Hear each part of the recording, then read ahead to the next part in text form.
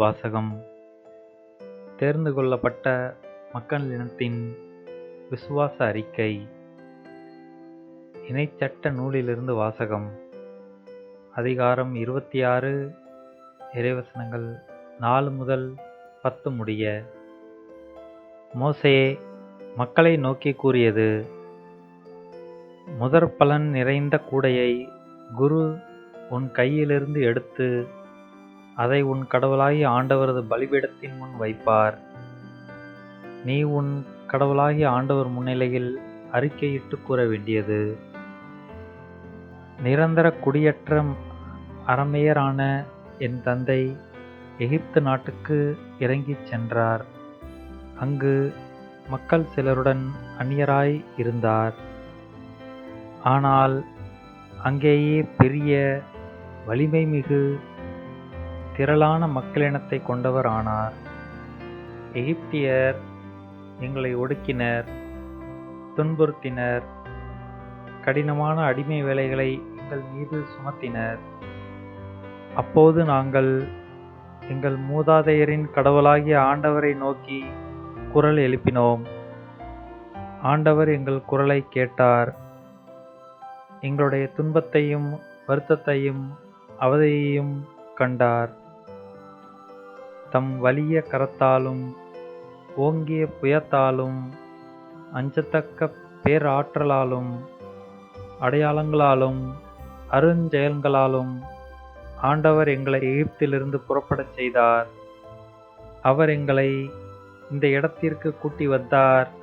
பாலும் தேனும் வழிந்தோடும் இந்த நாட்டை எங்களுக்கு தந்தார்.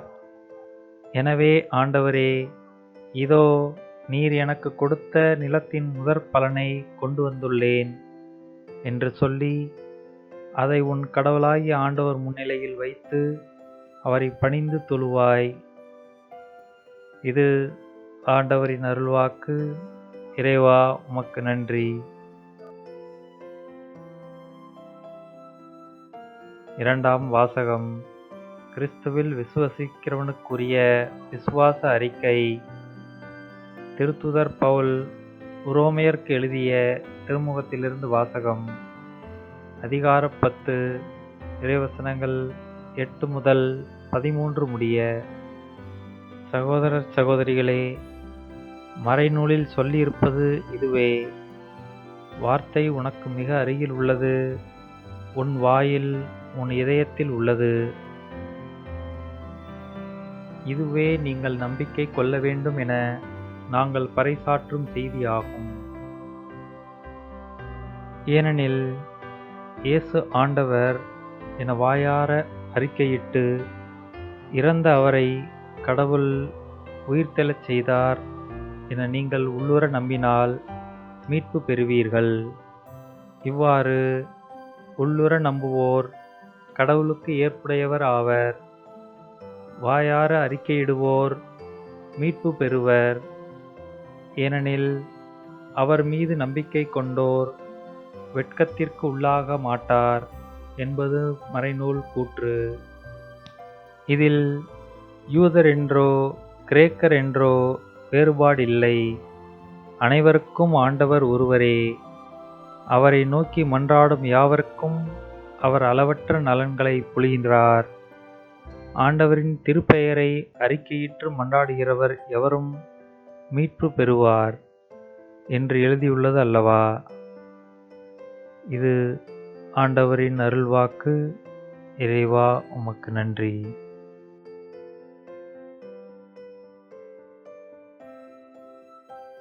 நற்செய்தி வாசகம். பாலை நிலத்திற்கு இயேசு அழைத்துச் செல்லப்பட்டார், சோதிக்கப்பட்டார். லூக்கா எழுதிய தூய நற்செய்தியிலிருந்து வாசகம். அதிகாரம் 4, இறைவசனங்கள் 1 முதல் 13 முடிய. அக்காலத்தில் இயேசு தூய ஆவியால் ஆட்கொள்ளப்பட்டு யோர்தான் ஆற்றை விட்டு திரும்பினார். பின்னர் அவர் அதே ஆவியால் பாலை நிலத்திற்கு அழைத்துச் செல்லப்பட்டார். அவர் 40 நாள் அலகையினால் சோதிக்கப்பட்டார். அந்நாட்களில் அவர் ஒன்றும் சாப்பிடவில்லை. அதன்பின் அவர் பசியுற்றார். அப்பொழுது அலகை அவரிடம், நீர் இறைமகன் என்றால் இந்தக் கல் அப்பமாகும்படி கட்டளையிடும் என்றது. அதனிடம் இயேசு மறுமொழியாக, மனிதர் அப்பத்தினால் மட்டும் வாழ்வதில்லை என மறைநூலில் எழுதியுள்ளதே என்றார். பின்பு அலகை அவரை அழைத்துச் சென்று உலகத்தின் அரசுகள் அனைத்தையும் ஒரு நொடி பொழுதில் அவருக்குக் காட்டி, அவரிடம், இவற்றின் மேல் முழு அதிகாரத்தையும் இவற்றின் மேன்மையையும் உமக்குக் கொடுப்பேன். இவை யாவும் என்னிடம் ஒப்படைக்கப்பட்டிருக்கின்றன. நான் விரும்பியவருக்கு இவற்றைக் கொடுப்பேன். நீர் என்னை வணங்கினால் அனைத்தும் உம்முடையவை ஆகும் என்றது. இயேசு அதனிடம் மறுமொழியாக, உன் கடவுளாகிய ஆண்டவரை வணங்கி அவர் ஒருவருக்கே பணி செய்வாயாக என்று மறைநூலில் எழுதியுள்ளது என்றார். பின்னர் அது அவரை எருசலேமுக்கு அழைத்துச் சென்று கோவிலின் உயர்ந்த பகுதியில் அவரை நிறுத்தி, நீர் இறைமகன் என்றால் இங்கிருந்து கீழே குதியும். உம்மை பாதுகாக்கும்படி கடவுள் தம் தூதர்க்கு உம்மை குறித்து கட்டளையிடுவார் என்றும், உமது கால் கல்லில் மோதாதபடி அவர்கள் தங்கள் கைகளால் உம்மை தாங்கிக் கொள்வார்கள் என்றும் மறைநூலில் எழுதியுள்ளது என்றது.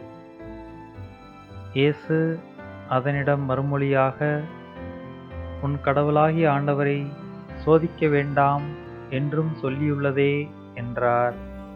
அலகை சோதனைகள் அனைத்தையும் முடித்த பின்பு ஏற்ற காலம் வரும் வரை அவரை விட்டு அகன்றது. இது கிறிஸ்துவின் நற்செய்தி. கிறிஸ்துவே உமக்கு புகழ்.